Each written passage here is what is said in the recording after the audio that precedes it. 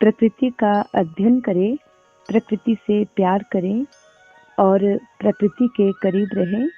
आज हम प्रकृति में उगने वाले एक ऐसे फल के बारे में जानेंगे जिनको आप सभी खाते तो होंगे, लेकिन उनके फायदे और उनकी जो गुणवत्ता है वो आप नहीं जानते हैं। आज हम बात करेंगे कैंथ फल के बारे में। कैंथ का पौधा हिमाचल प्रदेश के जो नमी वाले क्षेत्र होते हैं वहाँ पे ज़्यादा पाया जाता है। यह एक कांटेदार वृक्ष होता है और इसके जो कांटे होते हैं वो दूरी पर रहते हैं, यानी इसके कांटे जो है वो साथ साथ में नहीं रहते हैं। और इस पौधे की जो ऊंचाई है वो 15 से 20 फीट तक जाती है। मार्च और अप्रैल के महीने में इसमें छोटे छोटे गुच्छे में फूल लगते हैं जिनका रंग सफ़ेद होता है। और मई जून में जो है इसमें वो छोटे छोटे फल लगने शुरू हो जाते हैं और अगस्त सितंबर तक वो फल थोड़े बड़े हो जाते हैं जिनका रंग ब्राउन हो जाता है।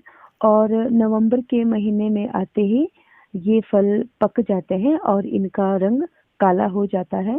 कैंथ जब कच्चा होता है तो वो कसैला होता है, यानी जब हम उसे खाते हैं तो वो हमारा मुंह पकड़ता है अंदर से।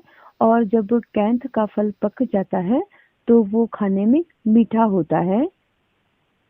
इन फलों को जंगलों में रहने वाले पक्षी बहुत ही चाव के साथ खाते हैं।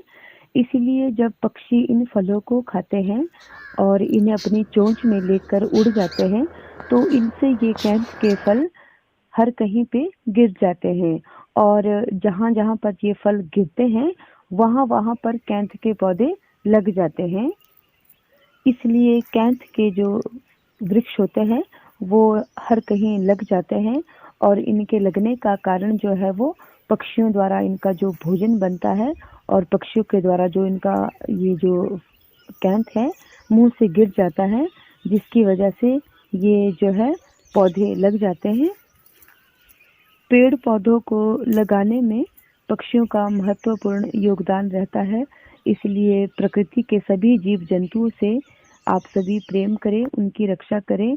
हम प्रकृति के जीव जंतुओं को भी बचा सकते हैं और ये हम तभी बचा सकते हैं जब हम अपनी प्रकृति को सुरक्षित रखेंगे और अपनी प्रकृति को स्वच्छ रखेंगे।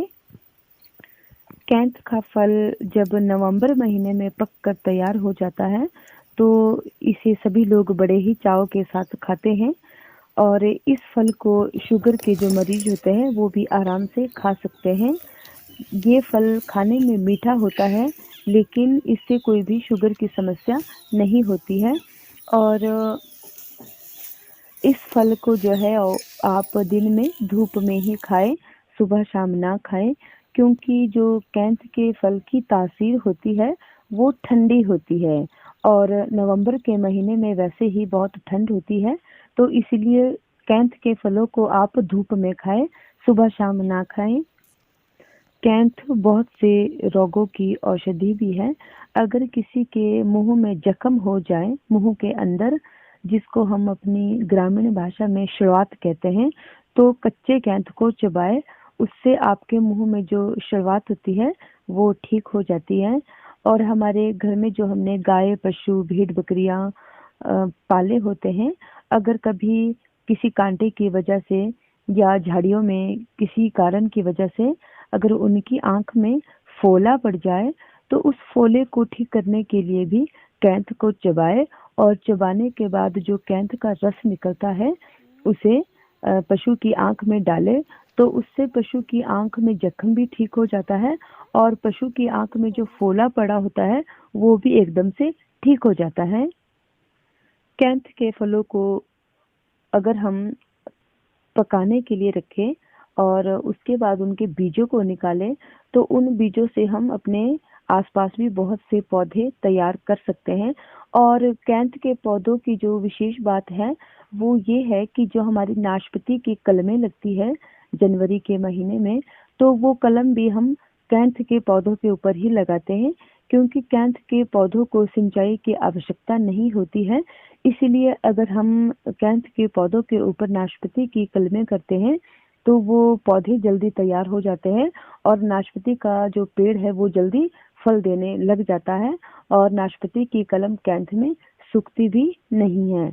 और कैंथ की लकड़ी के जो है हम वो थरे भी बनाते हैं। थरे उसे कहते हैं जो हमारे दराट में पीछे लकड़ी लगी होती है, कुल्हाड़ी में, दराटी में, उसको हम अपनी ग्रामीण भाषा में थरा कहते हैं। तो वो कैंथ की लकड़ी के थरे भी बहुत अच्छे बनते हैं। कैंथ के कच्चे फलों को अगर हम निकाल के घर में रख लेते हैं अक्टूबर नवंबर के महीने में और घास के बीच में इन्हें छुपा देते हैं, या आपका चावल का घास है, गेहूं का घास है, या कोई जो नॉर्मल घास होता है उसके बीच में अगर हम इनको 10 दिन के लिए छुपा देते हैं तो ये 10 दिन के बाद में पक जाते हैं। और पकने के बाद ये अपना जो स्वाद होता है ये बिल्कुल भी कम नहीं करते हैं। यानी कि अगर हम डाली से इसे निकालें तो भी ये मीठा रहता है। अगर हम इसको घर में पकाने के लिए रखते हैं, जब ये पक जाते हैं तो भी इनकी मिठास वैसे ही बनी रहती है। इसलिए अगर आप कैंथ के कच्चे फलों को तोड़ते हैं तो उनको आप घर में भी पका सकते हैं और वैसा ही आप उसका स्वाद ले सकते हैं। हमारी प्रकृति में बहुत से ऐसे फल हैं, बहुत से ऐसे वृक्ष हैं जो हमें कुछ न कुछ देते रहते हैं। आप सभी ज़्यादा से ज़्यादा प्रकृति के साथ जुड़िए, प्रकृति का संरक्षण कीजिए, प्रकृति की स्वच्छता का ध्यान रखिए। अगर आप चैनल पर नए हैं तो चैनल को सब्सक्राइब जरूर करें।